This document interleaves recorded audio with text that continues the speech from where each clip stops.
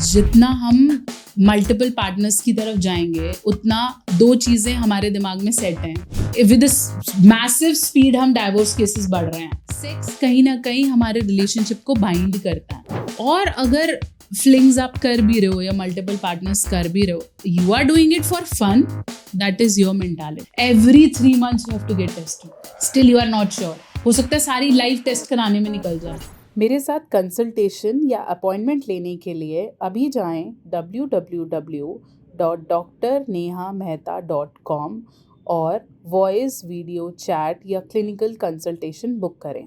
आप कॉल भी कर सकते हैं 9728132637 पर।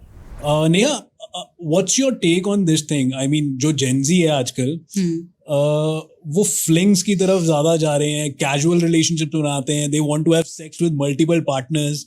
इसके बारे में क्या टेक है आपका? और प्लस इससे कोई साइकोलॉजिकल इनडिसिप्लिन पैदा होता है या कुछ होता है? आप बताएंगे। देखो, जितना हम मल्टीपल पार्टनर्स की तरफ जाएंगे उतना दो चीजें हमारे दिमाग में सेट हैं। पहला तो ये कि I can have multiple partners. When you feel that तेरे भाई के पास बहुत है, चॉइसेस हैं, ऑप्शंस हैं, तो later in life you can not respect a single person in your life. तो स्टेबिलिटी में बहुत प्रॉब्लम्स हैं। जब आपके पास पार्टनर होगा आप निभाना ही नहीं चाहोगे। जरा सा कुछ ऊंच नीच हुआ, आपको लगता है बस अब डाइवोर्स खत्म, बिकॉज आपका वो पेशेंस और सहन चला गया। मुझे पता है यार, मार्केट में मेरे पास चॉकलेट्स के 10 ऑप्शन है, तो अगर कोई वनीला बनाने में 10 मिनट लगा रहा है, मैं बोलूँगा छोड़ यार, मैं बाहर से ले लूँ, because now you know you have so many things. तो वो निभाना, पेशेंस रहना, रिश्ते की बुनियाद ही यही है। तो वो सब खत्म होती जा रही है। That's why we are like with massive speed हम डाइवोर्स केसेस बढ़ रहे हैं, क्योंकि कोई रुकना ही नहीं चाह रहा। सेक्स कहीं ना कहीं हमारे रिलेशनशिप को बाइंड करता है। हमें लगता है कि ये आदमी मेरे लिए है। This body needs me, this soul needs me. जब हमें ये चीज़ें बाहर से मिल जाती हैं या पेड मिल जाती हैं या हमें ऑप्शंस की कमी नहीं होती, तो वो सोल कनेक्शन वीक है। इसलिए जैसी अंडरस्टैंडिंग में क्लैशेस हुए या पेशेंस में क्लैशेस हुए, यू आर आउट। तभी तो लोग 1 मिनट में बोलते हैं मेरी नज़र से गिर गया तू, I don't respect you any more. फिर उसको रिपेयर होने में टाइम लगता है, बिकॉज ऑब्वियसली सेक्शुअल कनेक्शन सबसे पहले छूट जाता है। ठीक है।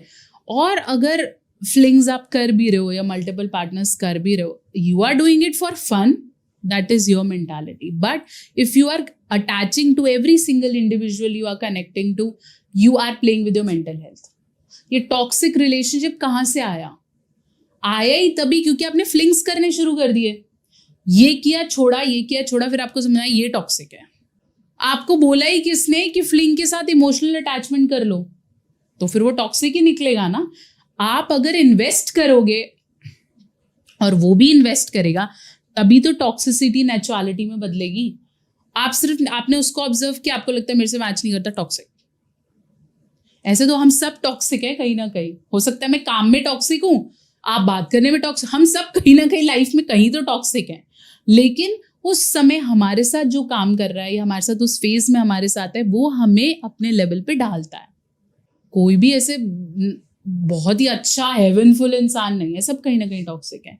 तो यू अगर if you are going into fling, situationships, open relationships, whatever, we are nobody to जज समबडी। अगर कोई कर रहा है उसका चॉइस है लाइफ में, पर 2 चीज़ों का ध्यान रखो। पहला, फिर ये मत एक्सपेक्ट करना कि मेरी लाइफ में जो पर्सन आएगा वो मुझे टिप टू टो अंडरस्टैंडिंग होगा। फिर आपको बहुत कॉम्प्रोमाइजेस करने पड़ेंगे स्टेबल रहने के लिए।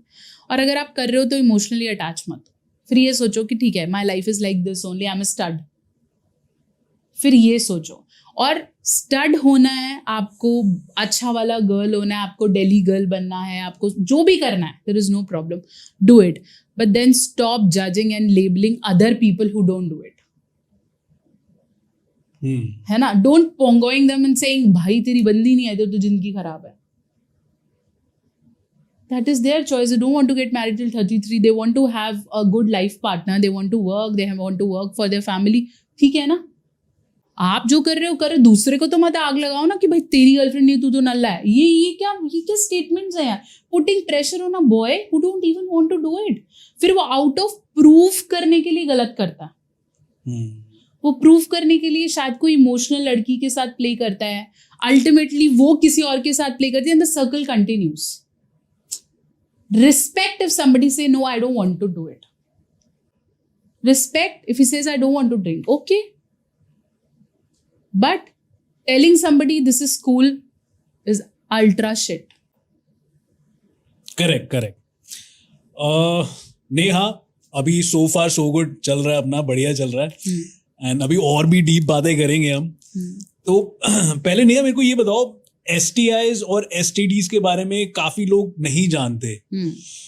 तो आप थोड़ा इसके बारे में एक्सप्लेन करो ना. देखो, STIs और STD के बारे में शायद मैं वो उतना एक्सपर्ट पर्सन नहीं हूँ जो इसके बारे में बता पाए, because we have other specialist doctors who talk about it, like venereologist और STI doctors. So STIs are sexually transmitted infections और STD STI का ही पार्ट है. पहले STD बोलते थे, अब STIs बोलते हैं. तो they are infections, they are multiple infections. कुछ ऐसे हैं जिसके बारे में हमें बहुत ज़्यादा डराया गया है, जैसे AIDS is one of them, HIV is one of them, या फिर साइफिलिस है, गोनोरिया है, जिसके अंदर बोलते हैं कि ऐसे दाने हो जाते हैं जो स्किन खराब कर देते हैं या फिर वो ट्रांसफर हो जाते हैं या नीचे इचिंग्स होने लग जाती हैं. तो ऐसे multiple infection starts. What we have to understand is that STI can happen to anyone. ऐसा कुछ नहीं है कि मुझे नहीं होगा या आपको नहीं होगा, तो हर किसी को हो सकता है. It can happen through any way of sex, be it oral, be it vaginal, be it anal, any way of sex it happens. Plus there is no standard measures to see STI. ऐसा नहीं है कि मुझे आज लग रहा है कि अनप्रोटेक्टेड हुआ है तो मैं कल सुबह जाके चेक करा लूंगा और नेगेटिव आएगा तो हाँ I am free. No, every 3 months you have to get tested. Still you are not sure. हो सकता है सारी लाइफ टेस्ट कराने में निकल जाए और फिर जब आए तो वो बहुत ही घातक रूप ले ले, because even the researches are not being proven enough कि ये दवाई काम करेगी, ऐसे कुछ होगा. हाँ, कुछ रेट्रोवायरल ट्रीटमेंट्स हैं जो कि आपको लगे अनप्रोटेक्टेड हो गया है तो फिर आप कुछ वायरल मेडिकेशंस प्रिकॉशनरी ले सकते हो, जिसे हम प्रोफाइलैक्सिस ट्रीटमेंट कहते हैं, प्रिकॉशनरी. लेकिन इसलिए बोलते हैं प्रिकॉशन रख लो, क्योंकि काफ़ी सारी चीज़ें डॉक्टर्स को भी क्लियर नहीं है इस मामले में. कभी हो सकता है मल्टीपल एंटीबायोटिक को इन्फेक्शन हो गया हो, मल्टीपल दवाइयाँ चल रही हैं, इसलिए फंसने की बजाय बेटर स्टार्ट टेकिंग प्रिकॉशंस पहले.